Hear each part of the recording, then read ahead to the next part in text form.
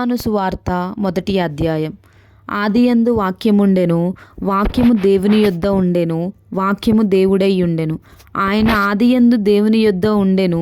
సమస్తమును ఆయన మూలముగా కలిగెను. కలిగియున్నదేదియూ ఆయన లేకుండా కలుగలేదు. ఆయనలో జీవముండెను. ఆ జీవము మనుషులకు వెలుగై ఉండెను. ఆ వెలుగు చీకటిలో ప్రకాశించుచున్నది గాని చీకటి దానిని గ్రహింపకుండెను. దేవుని యొద్ద నుండి పంపబడిన ఒక మనుష్యుడు ఉండెను. అతని పేరు యోహాను. అతని మూలముగా అందరూ విశ్వసించినట్లు అతడు ఆ వెలుగును గూర్చి సాక్ష్యమిచ్చుటకు సాక్షిగా వచ్చెను.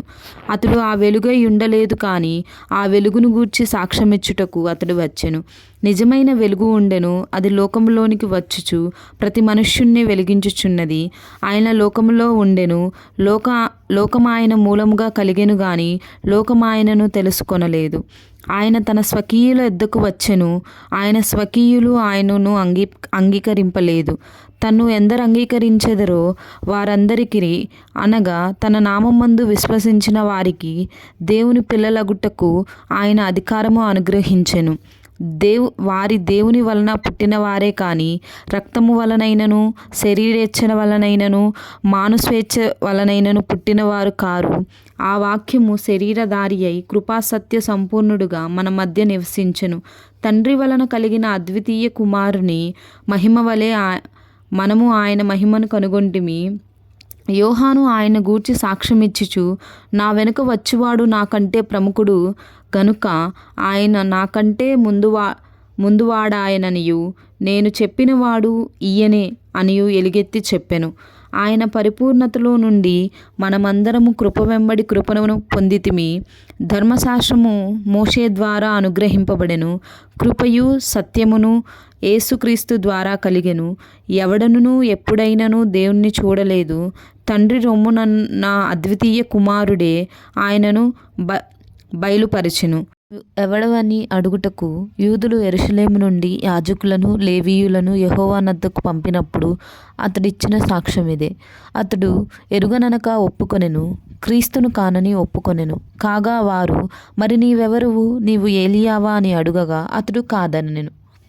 నీవు ఆ ప్రవక్తవా అని అడుగగా కానని ఉత్తరమిచ్చెను. కాబట్టి వారు, నీవెవరువు? మమ్ము పంపిన వారికి మేము ఉత్తరమియ్యవలెను గనుక నిన్ను గూర్చి నీవేమి చెప్పుచున్నావని అతన్ని అడిగిరి. అందుకతడు, ప్రవక్త అయిన యెషయా చెప్పినట్టు, నేను ప్రభువు త్రోవ సరళము చేయుడి అని అరణ్యములో ఎలుగెత్తి చెప్పు ఒక శబ్దము అని చెప్పెను. పంపబడిన వారు పరిసయ్యులకు చెందిన వారు నీవు క్రీస్తువైనను ఎలియావైనను ఆ ప్రవక్తవైనను కాని ఎడల ఎందుకు బాప్తీసమిచ్చుచున్నావని అతన్ని అడుగగా, యోహాను, నేను నీళ్ళల్లో బాప్తీసమిచ్చుచున్నాను గాని నా వెనుక వచ్చుచున్నవాడు మీ మధ్య ఉన్నారు. మీరాయన్ని ఎరుగరు. ఆయన చెప్పుల వారును విప్పుటకైనను నేను యోగ్యుడను కానని వారితో చెప్పెను. యోహాను బాప్తీసమిచ్చుచున్న యొర్దాను నదికి ఆవలనున్న బేతానియాలో ఈ సంగతులు జరిగెను. నాడు యోహాను యేసు తన యొద్దకు రాగా చూచి, ఇదిగో లోకపాపమును మోసుకొని పోవు దేవుని గొర్రెపిల్ల, నా వెనుక ఒక మనుష్యుడు వచ్చుచున్నాడు. ఆయన నాకంటే ప్రముఖుడు గనుక నాకంటే ముందటి వాడాయనని నేనెవరిని గూర్చి చెప్పితినో ఆయనే ఈయన. నేను ఆయన్ను ఎరుగనైతిని గాని ఆయన ఇజ్రాయేలుకు ప్రత్యక్షమగుటకు నేను నీళ్ళల్లో బాప్తీసమిచ్చుచు వచ్చితినని చెప్పెను. మరియు యోహాను సాక్ష్యమిచ్చుచు, ఆత్మ పావురము వలె ఆకాశము నుండి దిగివచ్చుట చూచితిని. ఆ ఆత్మ ఆయన మీద నిలిచెను.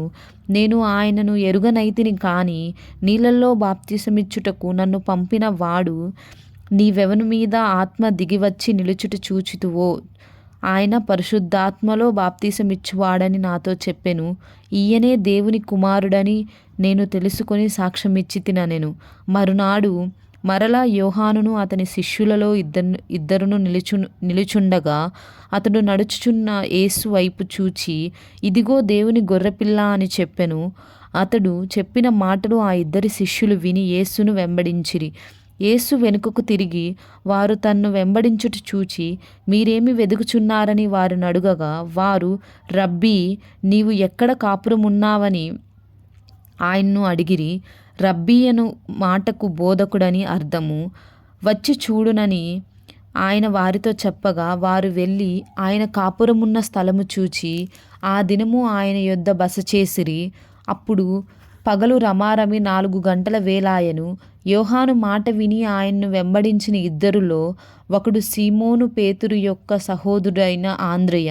ఇతడు మొదట తన సహోదరుడైన సీమోనును చూచి మేము మెస్సియాను కనుగొంటిమని అతనితో చెప్పి యేసునొద్దకు అతన్ని తోడుకొని వచ్చెను. మెస్సియా అను మాటకు అభిషిక్తుడని అర్థము. యేసు తన వైపు చూచి నీవు యోహాను కుమారుడు అయిన సీమోనువు, నీవు కేఫా అనబడుదువని చెప్పెను. కేఫా అను మాటకు రాయి అని అర్థము. మరునాడు ఆయన గలిలయకి వెళ్ళగోరి ఫిలిప్పును కనుగొని నన్ను వెంబడించుమని అతనితో చెప్పెను. ఫిలిప్పు బెత్సాయిదా వాడు, అనగా ఆంద్రెయ పేతురు అనువారి పట్టణపు కాపురస్తుడు. ఫిలిప్పు నతానియేలును కనుగొని ధర్మశాస్త్రములో మోషేయు ప్రవక్తలను ఎవరిని గూర్చి వ్రాసిరో ఆయనను కనుగొంటిమి. ఆయన యోసేపు కుమారుడైన నజరేయుడగు యేసు అని వారితో చెప్పెను. అందుకు నతానియేలు నజరేతులో నుండి మంచిదైనను రాగలదా అని అతన్ని అడుగగా వచ్చి చూడుమని ఫిలిప్పు అతనితో అనెను. యేసు నతానియేలు తన యొద్దకు వచ్చుట చూచి ఇదిగో ఇతడు నిజముగా ఇజ్రాయేలీయుడు, ఇతని యందు ఏ కపటము లేదని అతన్ని గూర్చి చెప్పెను. నన్ను నీవు ఎలాగూ ఎరుగుదువని నతానియేలు ఆయనను అడుగగా యేసు ఫిలిప్పు నిన్ను పిలువకు మునిపే నీవు ఆ అంజూరపు చెట్టు కింద ఉన్నప్పుడే నిన్ను చూచితినని అతనితో చెప్పెను. నతానియేలు బోధకుడా, నీవు దేవుని కుమారుడవు, ఇజ్రాయేలు రాజువు అని ఆయనకు ఉత్తరమిచ్చెను. అందుకు యేసు ఆ అంజూరపు చెట్టు క్రింద నిన్ను చూచితినని నేను చెప్పినందువలన నీవు నమ్ముచున్నావా? వీటికంటే గొప్ప కార్యములు చూతువని ఆయనతో చెప్పెను. మరియు ఆయన మీరు ఆకాశము తెరవబడుటయు దేవుని దూతలు మనుష్య కుమారుడి పైగా ఎక్కుటయు దిగుటయును చూచుతురని మీతో నిశ్చయముగా చెప్పుచున్నానని